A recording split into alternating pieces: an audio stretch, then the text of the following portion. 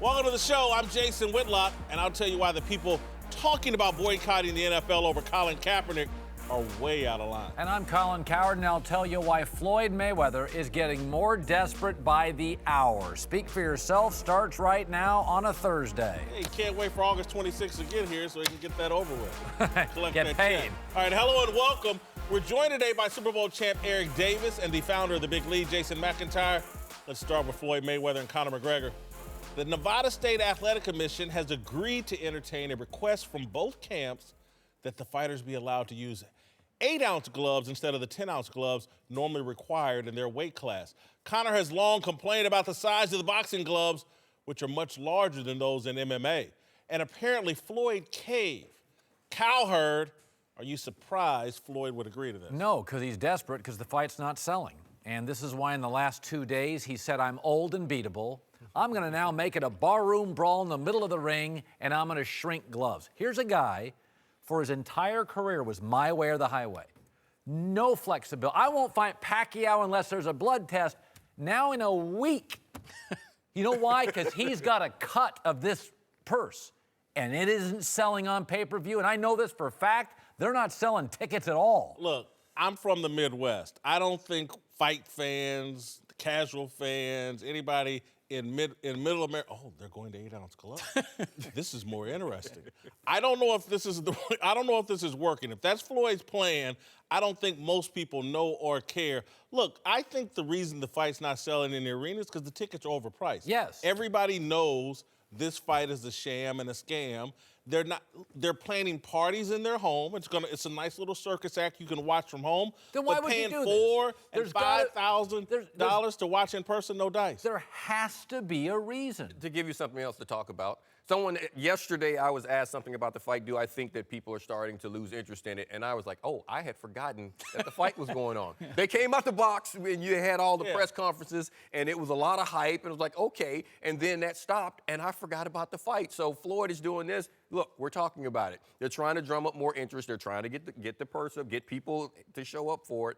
But it's just another act. Like you just said, no one thinks that it really makes a difference. But doesn't it land? Your initial thing is hey, smaller gloves, McGregor. No one's thinking that deep on it. I think they are. No, he's got a chance. You are. No one else. Listen, seriously. You know this is a different type of event. No one's going to see the fight, actually. It's the circus. You know what, It's the party at home. People are thinking about, oh, the fight night party I'm going to have. My boy's going to be over. We're going to kick it that night. That's what they're thinking about. The fight is really an ancillary thing that we'll watch. That's like the payoff for the sideshow. But you keep saying circus. There is a circus element to it, right? We've never seen an MMA fighter against a boxer.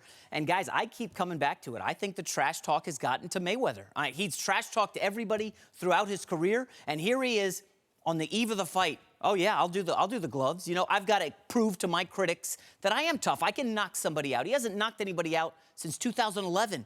And McGregor, all he's been doing is drilling this guy. I will kill you. I will beat you. Let me tell you how this lands, though. Let me tell you how this lands. It would be like if we put out a press release, Jason Whitlock has lost 2 ounces.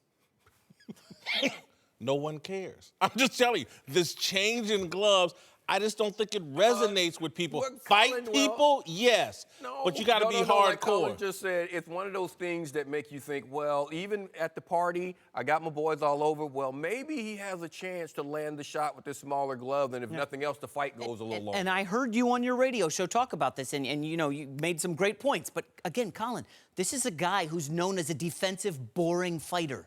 Boring that Pacquiao fight was unwatchable, right? McGregor now wants to, hey, let's turn it up a notch. Let's fight my style. What if the next thing is, hey, Floyd, you want to go barefoot in the ring? Maybe he'll fall for that one. But smaller gloves, people don't have to be a boxing expert. Smaller gloves means, oh, it hurts more. And the perception is McGregor can't win the fight.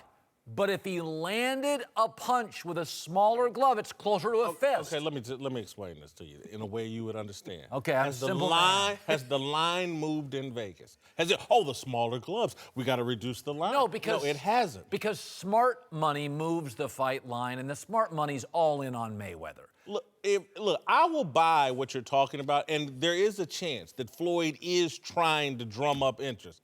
And so when he comes out with the announcement, I hurt my left shoulder. I don't know how much I'm gonna be able to use my left hand. When he starts talking about an injury in camp and I'm going into this fight beaten up, then that's a selling point. 2 ounces off the glove, that's over most people's heads. Well, a lot of stuff's over my head, but I still believe it. Hey, it's Jason McIntyre, and before we move into the next topic, I want to take some time to tell you about ZipRecruiter. I started thebiglead.com, and I know firsthand how much of a challenge it is to put the right team together. You got to hire the right people. You cannot find the best candidates by posting your job just to one website. You need to post it to all the sites. At ZipRecruiter.com, you can post to over 100 job sites with just one click. In fact, over 80% of jobs posted on ZipRecruiter get a qualified candidate in less than 24 hours. No juggling emails or calls to your office. Simply screen, rate, and manage candidates all in one place with ZipRecruiter's easy-to-use dashboard. Find out today why ZipRecruiter has been used by businesses of all sizes nationwide. And right now, our listeners can start forming their own winning team on ZipRecruiter for free. Just go to ZipRecruiter.com/speak. That's ZipRecruiter.com/speak. Try it for free today at ZipRecruiter.com/speak. And you can start building your perfect team right away. Now let's get back to the show. All right, welcome back. Eric Davis is back, and we're joined now by Super Bowl champ Mark Schlereth. Let's move to Colin Kaepernick. There appears to be growing sentiment in social media among black celebrities and websites that black people need to step up protests against the NFL until Kaepernick is signed. Spike Lee is supporting an August 23rd rally at NFL headquarters.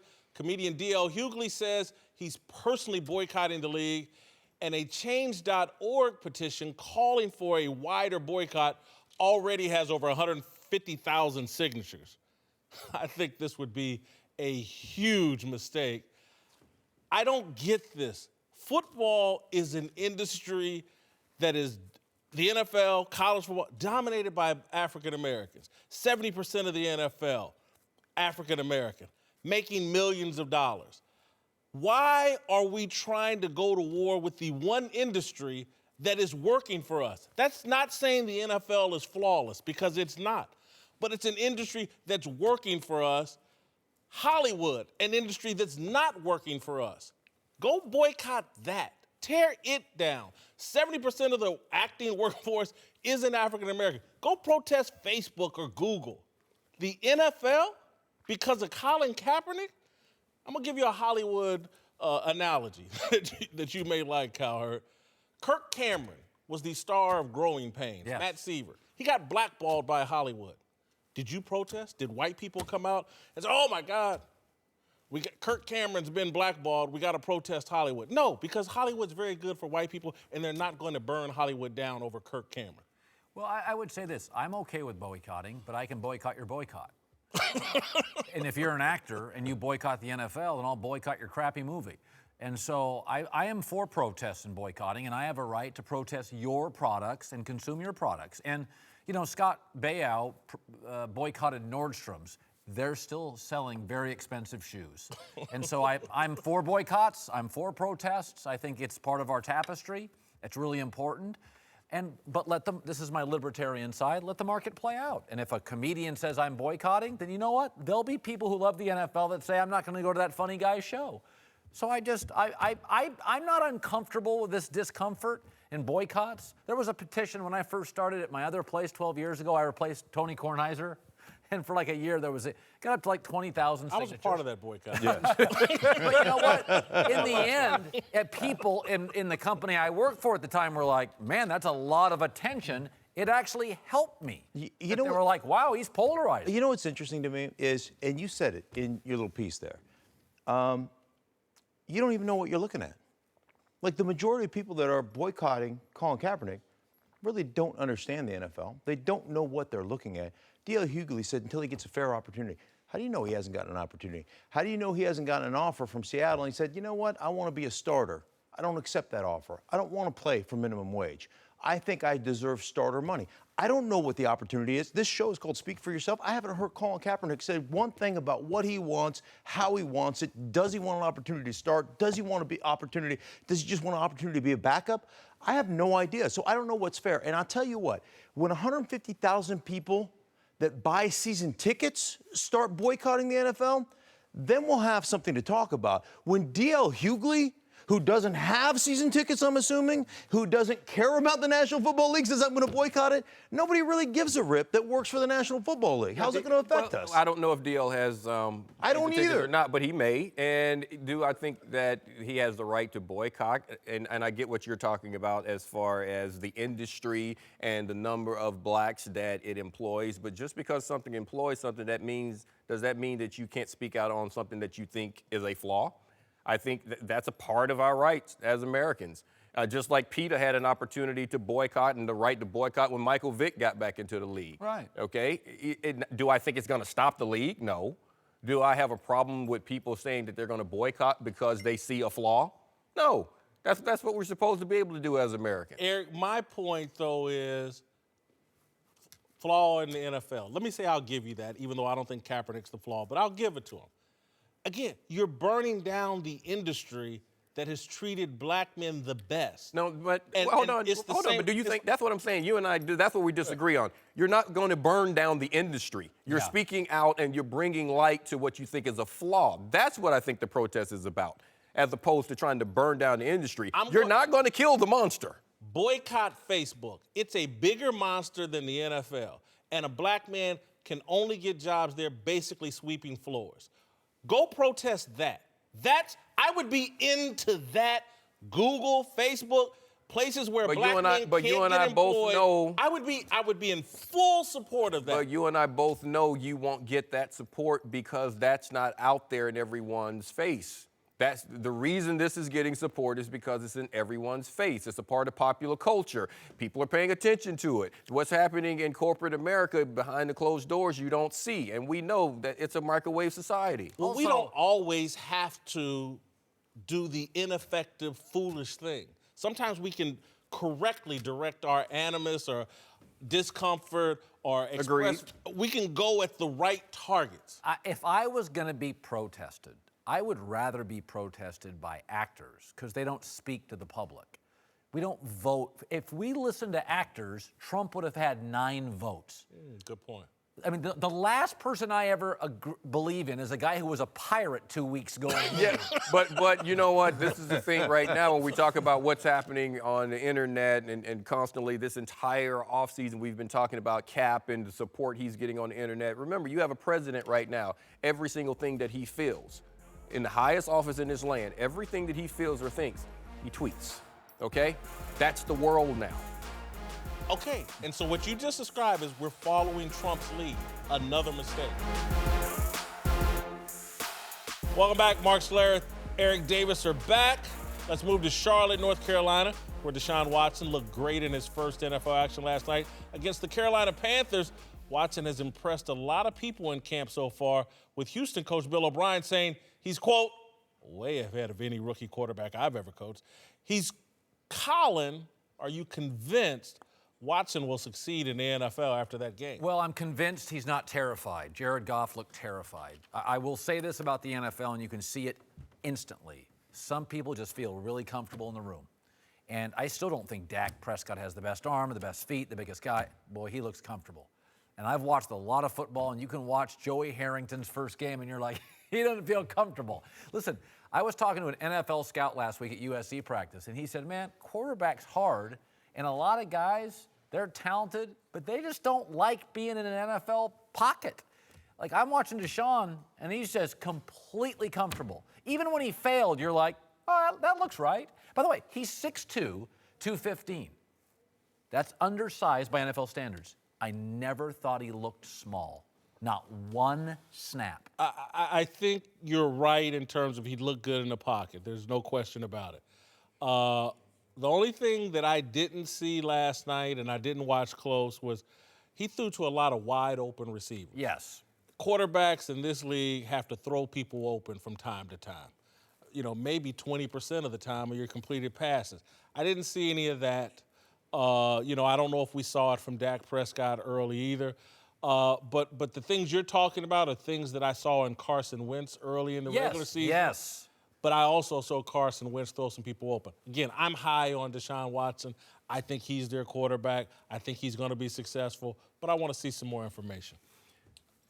I loved him. I loved him coming out. I look back to that national championship game where he was rattled early in that game. Yeah. I mean, he got the snot beat out of him. And he came back, played with great toughness, great awareness, played more of a pro-style offense than most people do in the college game. What I saw last night is a guy that dropped back, went through his progressions, threw it to the open receiver, threw it accurately on time to the open receiver, and only after he went through his progressions and things weren't open did he slide and then he move. Yeah. He played it from the neck up. He didn't play it from the neck down. A lot of guys look at the first guy, he's not open, they take off.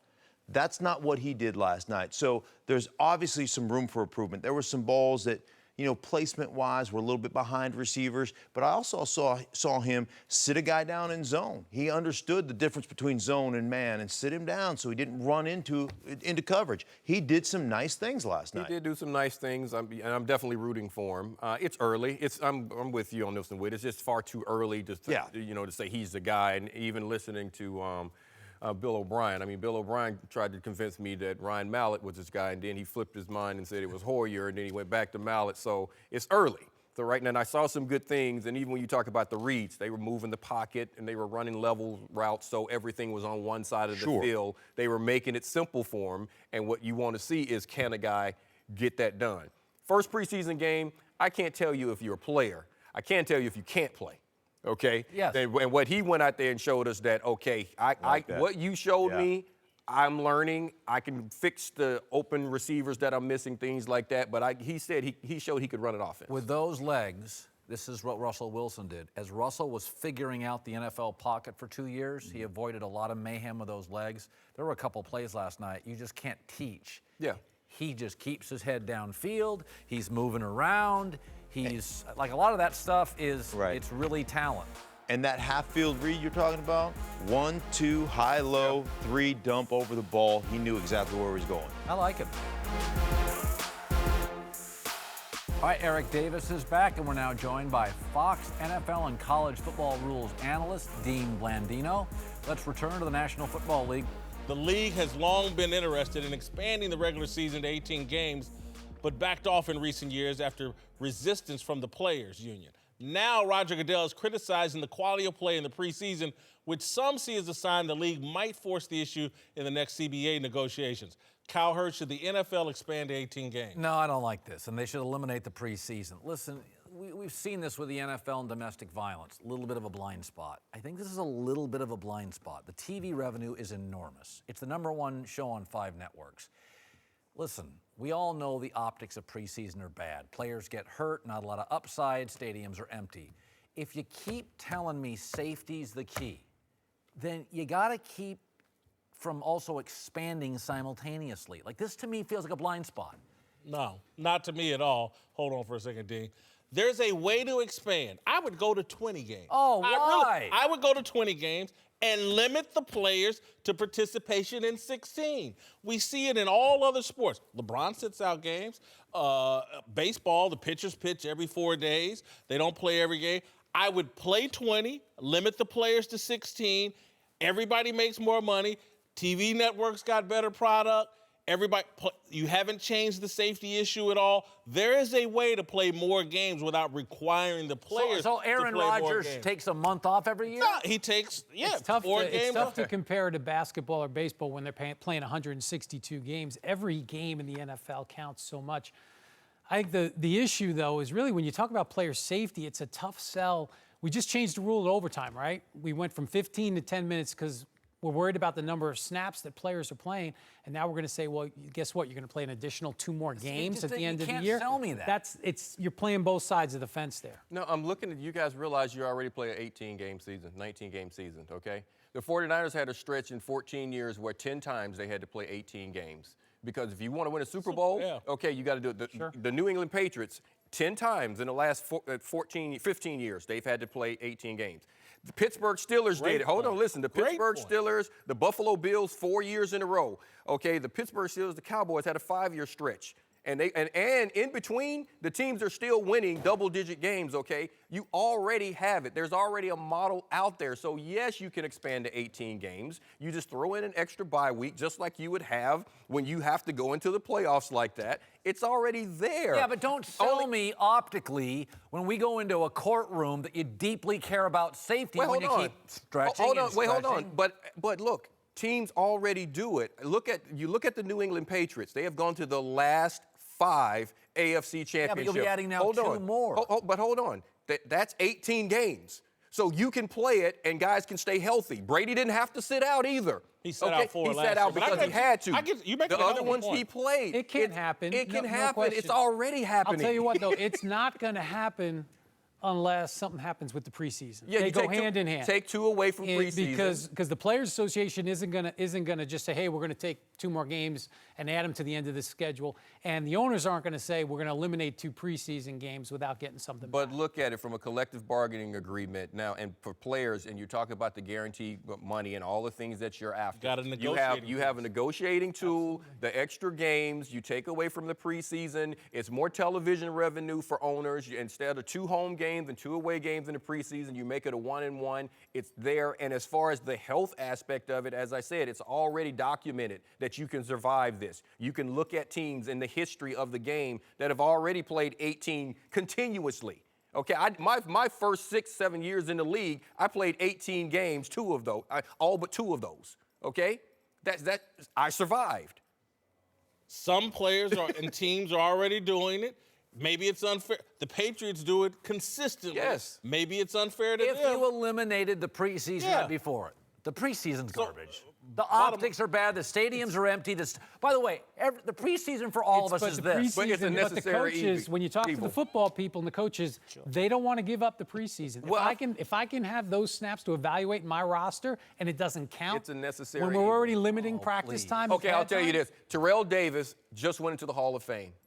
He would not have made the team if he had not had an opportunity to perform in a preseason game.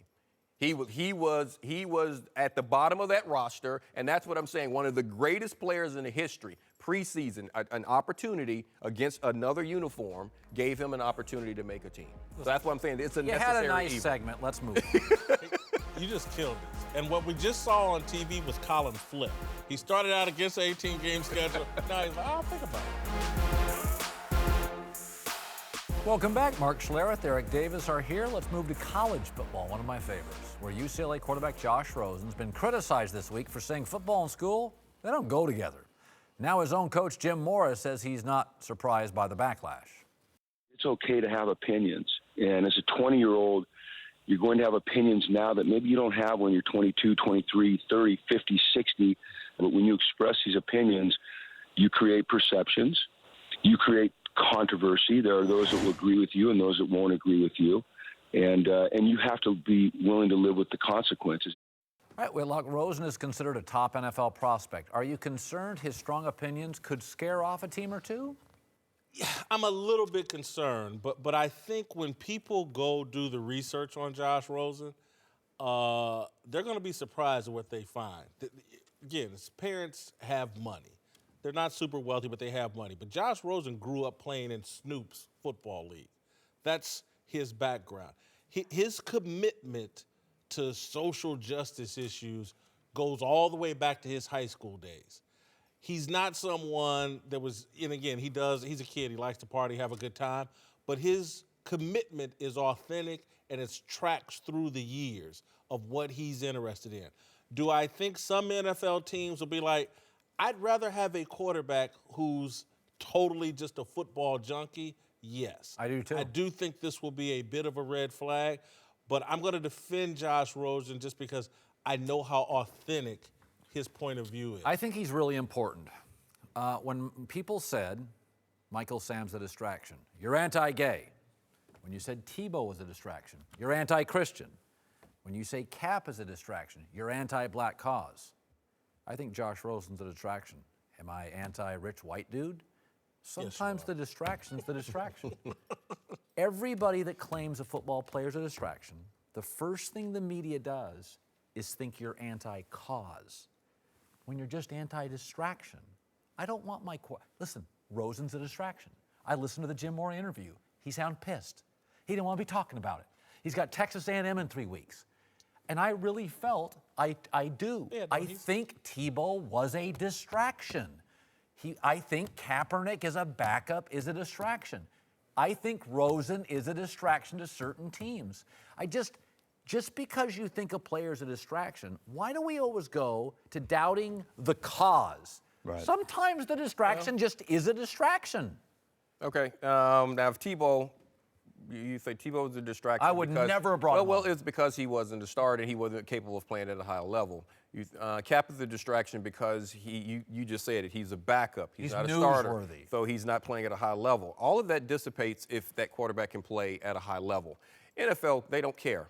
They don't care if you can play. Josh Rosen, this is not going to bother him. If you look, the only thing he has to concern himself with, if I'm a team that needs a quarterback, who else is coming out in the draft that can quarterback, and who else is coming out in the following year? How many years do I want to lose before I get a quarterback if I think this guy can help me? Okay, now this is a great point. You're right. He's got to be really good. If he's really good. Okay, but the problem is, this is the strangest of years because there's 3 kids that are all perceived to be #1 talents at quarterback. Okay, and guess what? If I think he's the #1 talent at quarterback, guess what? There will be more than 3 teams that need a quarterback. So, case in point, he's getting a job. There's 10 of them that can play in the league.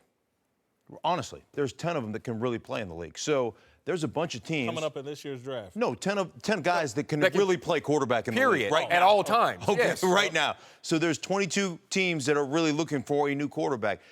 There's a sliding scale of justice in the National Football League. If you can play, we'll put up with a lot of crap. If you can't play, we're not going to put up with very much of it. And that's what it comes down to. Hey, was Ray Rice, does he not have a job in this league because of the domestic violence that we saw on television? Joe Mixon has a job. He did the same thing, right? It's about your talent level. Greg Hardy, come on, that dude's a criminal. But you know what? If he can rush the passer, he's going to have a job. There's a sliding scale of justice. And if your talent outweighs whatever distraction or whatever issue you might have, you get to work. So there's 3 quarterbacks in the league. 3 quarterbacks coming up in the draft that happen to be really good. Okay, so he's not #1 overall, but he's number 6. Like, thank you. The bottom line is he's going in the first round, so Yes. nobody really cares. So he can say whatever he wants.